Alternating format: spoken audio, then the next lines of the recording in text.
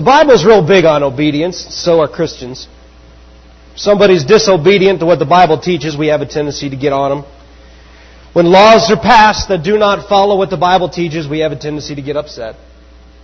When individuals in the church don't obey, people get cranky, tense, afraid, because we're really big on obedience. And I'm not saying that we shouldn't be big on obedience. In fact, the Bible teaches about obedience. In Deuteronomy chapter 30, verses 15 and 16, it says, "Now listen," this is God speaking, "Today I'm giving you a choice between prosperity and disaster, between life and death. I have commanded you today to love the Lord," sorry, this is Moses talking, "to love the Lord your God and to keep His commandments, laws, and regulations," or obey, "by walking in His ways. If you do this, you will live and become a great nation, and the Lord your God will bless you in the land you are about to enter and occupy." So obedience has a lot to do with our blessings. So it's important. In 1 Samuel chapter 15, verse 22, Saul had just disobeyed the Lord and had taken a bunch of animals he was supposed to kill from the enemy. Samuel shows up and Saul tells him, "Hey, I was going to sacrifice them to God." And Samuel says, "But what is more pleasing to the Lord, your burnt offerings and sacrifices, or your obedience to His voice? Obedience is far better than sacrifice. Listening to Him is much better than offering the fat of rams."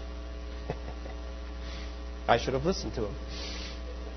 Jeremiah 7, verse 23, "This is what I told them, obey me, and I will be your God, and you will be my people. Only do as I say, and all will be well."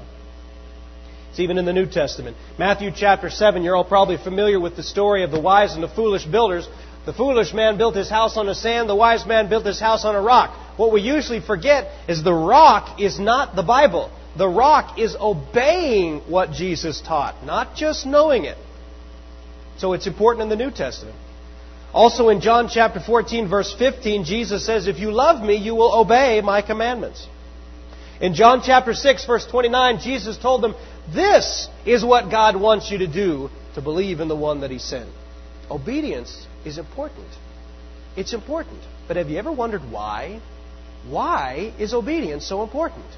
Why is God so into obedience? And when we look at God and His desire for us to obey, it is very easy as human beings to associate with Him human tendencies. We all know a person who's into obedience. Anyone have a boss that was into obedience? Not currently, because I don't want you to get in trouble. Nobody's ever had a boss that was into obedience? Wow. You have? Nobody has? That's really amazing. Okay. I guess I had really rough bosses. I had one boss that was so into obedience I had to quit because I could not do what he wanted me to do the way he wanted me to do it. It didn't work. What he wanted me to do didn't work. And I said, "This doesn't work." And he says, "I want you to do it anyway." Okay, I quit. It was that fast. I was done. I wasn't going to work for a guy who wanted me to do something that didn't work. I was young, obnoxious, and a real punk at the time. But we'll leave that aside. But even as parents sometimes, our parents want obedience. I want my children to obey me. If I tell them to do something, I want them to do it. Why?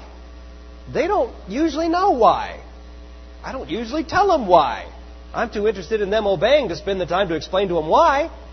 And so we have a tendency to look at God the same way and think and see Him as a selfish taskmaster who just wants us to get it done and stop whining. Right? Don't we often get that picture in our head that God is this selfish individual who just wants us to do what He wants because that's what He wants? He's not going to explain it. He's not going to give us any reason. He's not going to make it easy for us. He just wants us to obey, and that's the end of the story. My way or the highway. Well, I got to tell you, in the end, you really do have to do it either God's way or the devil's way. Or the highway. You see what I'm saying? And so, in the end, it looks like that. But why is God into obedience so much? Especially since He calls Himself love.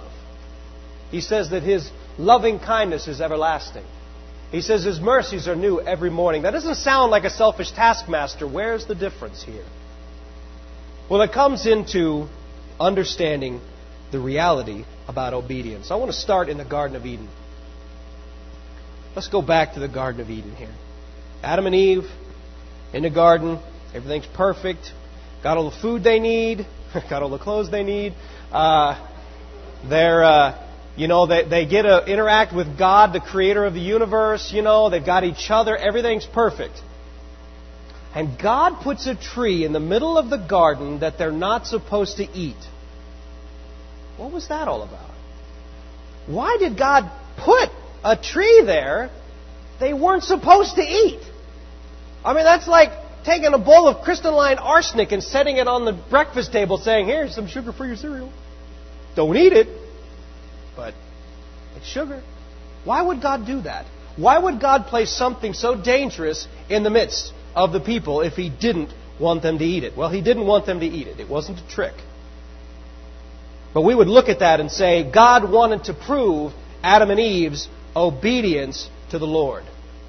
That's what most people say. It was about obedience. It was about Adam and Eve doing what God says. Well, let me just make a suggestion. Is it possible that God put it there to make mankind free to choose, but not free to choose to obey? Free to choose to trust. How about that? I mean, really, in the end, you can obey without trusting someone. That's called fear. Sometimes my kids obey me because they're scared, which is... Oh, yeah. You can't trick me. For better or for worse, there are times when that happens. And there are times when I have obeyed bosses in the past because I was afraid, not because I trusted their judgment. You ever been in a situation like that before where someone asks you to do something and you know it's not going to work, but you do it anyway because you know they'll fire you if you don't, or yell at you, or fine you, or something like that? How about police officers? How many people speed less after they got a ticket? Don't raise your hand, Tim. I know you don't.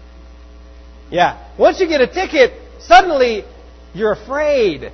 And you see the lights on top of the car. They're not on, but they're there. And you go... It was kind of... No, I'm not doing it again. You boys both drive, right? Yeah? You ever seen a cop and your heart goes... You done that before? Yeah. Uh-huh.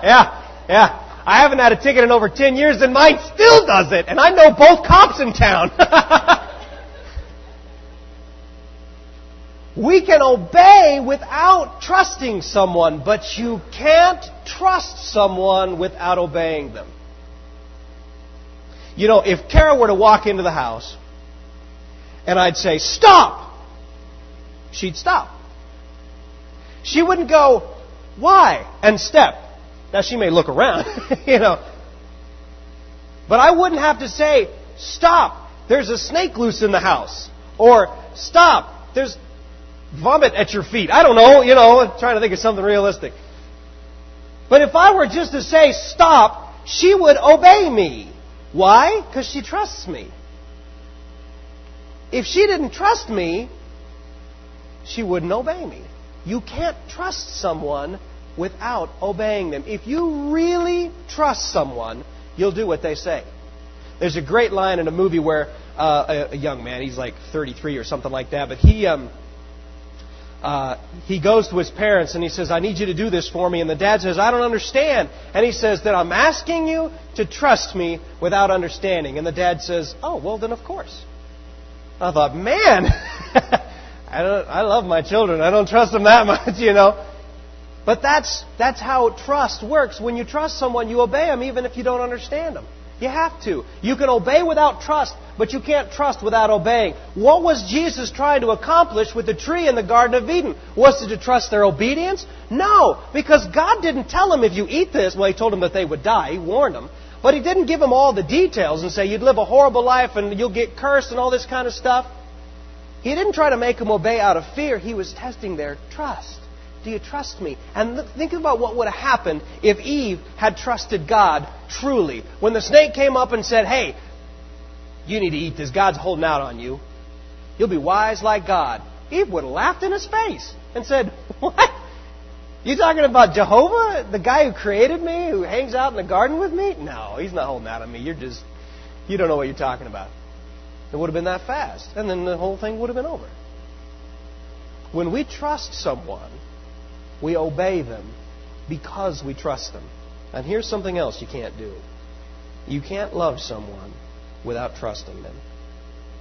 I know that sounds scary, because there are people that we love that we can't trust fully. And that's true, because we can't trust each other fully, because we're imperfect human beings. Okay? But when it comes with God, we need to be able to love Him without reservation. And that means that we need to be able to trust Him without reservation. Because, I asked you earlier, if you love God, everyone raised their hand. But you can't really love Him unless you trust Him. Now, let's fast forward a little bit. Hit the fast forward button on your head. Let's skip down to the parable of the prodigal son. I know that's quite a ways, but the parable of the prodigal son. Whenever we read or hear teaching on the prodigal son, we're usually focusing on the son, right? Because, it's called the parable of the prodigal son. We should be thinking about the son. Have you ever thought about the father? Have you ever looked at the father in that story? Let's think about that for just a minute. Who was this guy? If Kai came up to me and said, Dad, you're as good as dead to me, I want my share of the inheritance. First I'd laugh. Then I'd ask, what are you going to do with $15 anyway?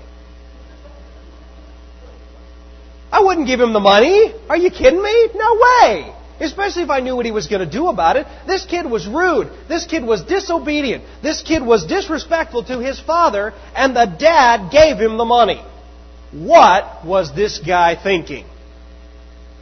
And yet this guy represents God. So there must be something there that's legit. Why did the father let him go? Why did he give him the money? To test his obedience? No. The dad knew what the son was going to do. He knew what was in his mind. He knew the son wasn't going to be obedient. No, he didn't give him the money to test his obedience. He gave him the money to do something far more powerful. Let me posit to you today. The father wanted something from the son that he couldn't have without giving him the money. Love. He wanted a deep, abiding love with his son. Anybody who's got kids knows what I'm talking about. You want your children to love you. And that's what this father wanted from his son. He wanted love. He wanted the son to trust him. But the son didn't. Neither of the sons did, as a matter of fact. So what happened? He gives him the money. And then after all the son had done, sullying the father's name, taking half of his estate away from him, he comes back dirty, smelly, ragged, and broken. And the father took him in again. But this time it was different. Now, let's just put yourself in the father's situation. If your child, if you'd let them go, and they had done what this son had done, and they came back, what would be your first words? All right, I'll tell you what. All right? I'll let you back in the house. But, got to be some new rules around here. You got an 8 o'clock curfew. I don't want you doing this, that, and the other. I don't want you hanging out with these people. I want you to do these extra chores. I want you to have a little bit less freedom. I want you on a short leash. No, that's not what the father did. He put a robe on him, a sign of richness. He put a ring on him, a sign of authority, made him a member of the household again, and had a party for him. How many times do we come back to the father and expect more chores, less freedom, a shorter leash because we've messed up again? What did this father do? He recognized that the son really loved him now.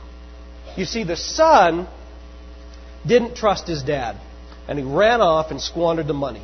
And when he came back and his father accepted him after all that he had done, the father had proven his trustworthiness and his love for the son. You see how that works? The father had proven to the son, I love you. Really, what more could the father have done to prove his love? If someone had done something